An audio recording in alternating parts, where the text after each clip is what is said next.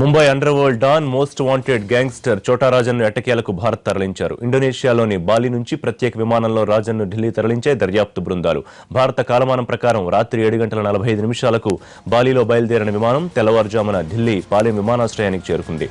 Rajan criminal రికార్డును దృష్టిలో పెట్టుకుని ఢిల్లీ, ముంబైల్లో కట్టుదిట్టమైన భద్రతా ఏర్పాట్లు చేశారు. ఎయిర్పోర్ట్ పరిసరాల్లో నిఘా పెంచి ప్రత్యేక బలగాలను మోహరించారు. ముంబైతో పాటు మహారాష్ట్రలో ఎంతో నేరాలకు పాల్పడి చీకటి సామ్రాజ్యాన్ని నిర్మించిన చోటా రాజన్ 1988లో ముంబై నుంచి దుబాయ్ పారిపోయాడు.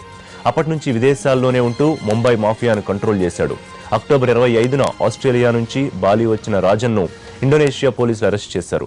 అప్పటి నుంచి చోటా రాజన్ బాలిలోని డిటెన్షన్ సెంటర్లో ఉన్నాడు.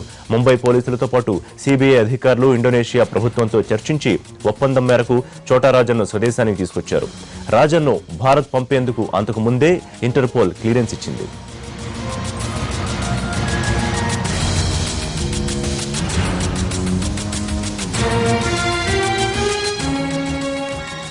దాదాపు 2 దశాబ్దాలుగా రాజన్ కోసం వేట సాగింది. డి గ్యాంగ్ తో చేతులు కలిపి దావూద్ అనుచరుడిగా ఎదిగిన చోటా రాజన్ ఆ తర్వాత ఆయనకు శత్రువుగా మారాడు. 1993 ముంబై పేలుడు తర్వాత దావూద్ రాజన్ మధ్య విభేదాలు వచ్చాయి. అప్పటి నుంచి దావూద్ హిట్లో ఉన్నాడు చోటా రాజన్. ఆయనపై ఓసారి హత్యా ప్రయత్నం కూడా జరిగింది. భారత్ లో రాజన్ పై హత్య, స్మగ్లింగ్, బలవంతపు వసూళ్ల వంటి 75కు పైగా కేసులున్నాయి. వీటిలో 70 కేసులు ముంబైలోనే నమోదయ్యాయి. ముంబై పోలీసులకు దావూద్ తో సంబంధాలున్నాయని, డి గ్యాంగ్ కు ముంబై క్రైమ్ పోలీసులు సహకరిస్తున్నారంటూ రాజన్ బాలిలో ఉండగా సంచలన ఆరోపణ చేశాడు. దీంతో రాజన్ భారత్ లో అడుగు పెట్టకముందే మహారాష్ట్ర ప్రభుత్వం కీలక నిర్ణయం తీసుకుంది. రాజన్ పై ఉన్న అన్ని కేసులను సిబిఐకి బదలాయించింది.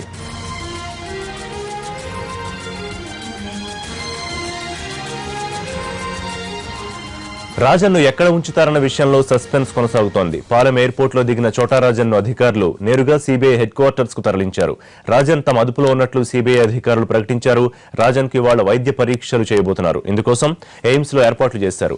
52 ఏళ్ల రాజన్ కిడ్నీ సంబంధిత సమస్యలతో బాధపడుతున్నాడు. ప్రతి వారం డయాలసిస్ చేయించుకుంటున్నాడు. దీంతో అతనికి ముందుగా వైద్య పరీక్షలు నిర్వహించనున్నారు. ఆ తర్వాత కోర్టులో ప్రవేశపెట్టే అవకాశం ఉంది. అయితే ఈ రోజు సిబిఐ రాజన్ను ప్రశ్నించే అవకాశం లేనట్లు తెలుస్తోంది. రాజన్ను ముంబైకి తరలిస్తారా లేదా అన్నది కూడా ఇంకా తెలియడం లేదు. ముంబై పోలీసుల్లో కొందరు దావూద్ కు సహకరిస్తున్నారని సంచలన వ్యాఖ్యలు చేసిన రాజన్ తనను ముంబైకి తరలించవద్దని ఇప్పటికే కోరాడు.